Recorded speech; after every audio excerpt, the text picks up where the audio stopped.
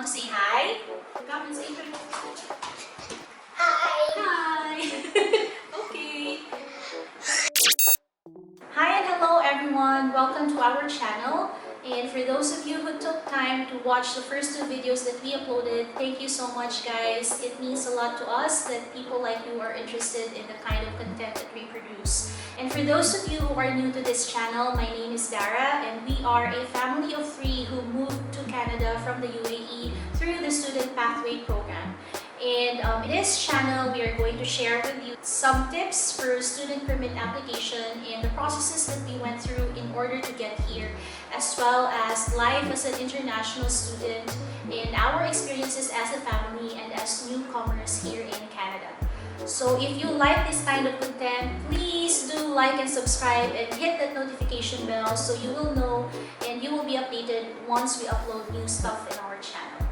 So just a little bit of a life update. We recently celebrated a milestone and that is our first 30 days in Canada. Happy anniversary! Yay!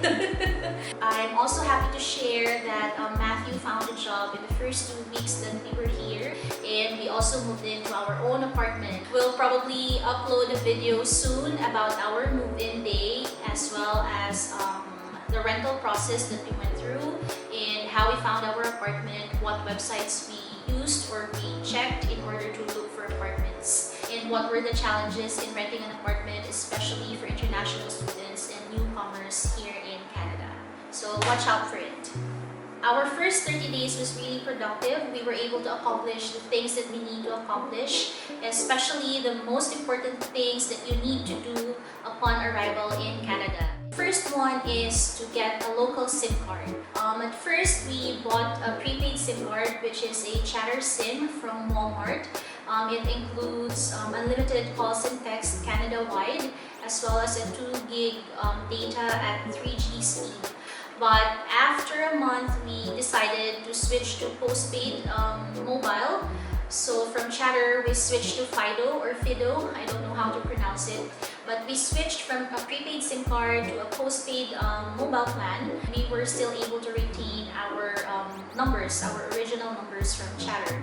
We figured that it is economical to switch to postpaid since with Chatter, we still have to top it up every month in order for us to continue using the service like calls and text, and in order for us to receive calls and text. It's very easy. You just go to the mall or to any network providers and ask them if you can switch to postpaid and that you want to retain your numbers. So next up is apply for your MSP or medical services plan. Here in BC, all residents are required to enroll in MSP or medical services plan.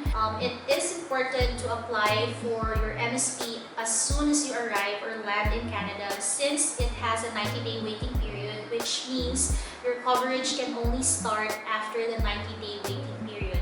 So for us, on the day that we arrived, I think on the second day that we arrived, that's the time that I applied for our MSP online. I will put the link in the description box. It's very easy to apply online. There's also a guide. And after we applied, maybe about 2 weeks, we already received our health card. So next up is to get your SIN or social insurance number. So what is a SIN? It is a 9-digit number issued to you so you can legally work in Canada as well as access government services and benefits. Just keep in mind that it is illegal for anyone else to use your SIN, so make sure to safeguard it. Next is to apply for an ID. So here in BC, they have what they call the BC ID, and we apply for it in ICBC. It's like a service center for all things related to driver's licensing, car and auto insurance, as well as ID issuance. So when we arrived at ICBC around 8 or 8:30, there was already a long line. We are already at the back part of the building, but the average transaction time inside ICBC was just like around 5 to 10 minutes per person, so we got in around 10 o'clock. And when we were inside, they just got our passport information, our study permit, and in Matthew's case, his open work permit. And then we paid 35 Canadian dollars each, and then they took our photos, and then we're all done. And then after about 2 weeks, we already received our BCID in the mail.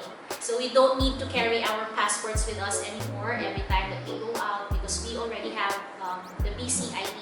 And it is considered as a government-issued ID, so you can use this for any transactions that require you to present an ID. Next is to open a bank account. In our case, we opened our bank accounts with CIBC since we heard and read many good reviews from fellow international students. And also there is a branch nearby where we stay. And when we initially went there, we were told to book an appointment since they don't accept walk-ins during that time. So we booked an appointment, but the following day we just tried our luck.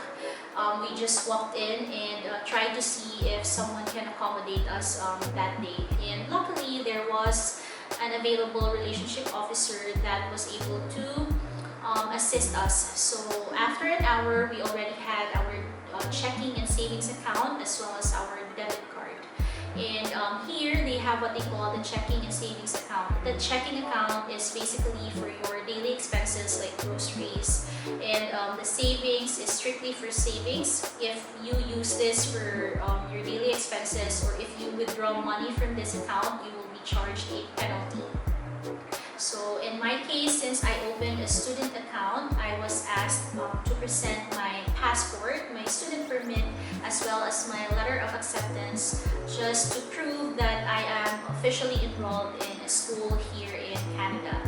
And as for Matthew, since he is on an open work permit, he was asked to present his passport, his open work permit, and his letter of offer or employment offer letter from the company that he works for. And we were also eligible to get a credit card, and so we grabbed this opportunity and we also got our credit cards. Here in Canada, it is important to build and maintain a good credit history or credit score, especially if you are planning to buy a house or a car in the future. Because when you apply for a mortgage, they will be checking your credit history or your credit score. So having a good or a high credit score gives you a better chance at approval when you apply for a mortgage. Next is to get your Compass card. So your Compass card is the card that you use for public transport here in BC. So you use it when you ride a bus, a SkyTrain, ferries, and also SeaBus. So you can get the Compass card from London Drugs or from any SkyTrain stations.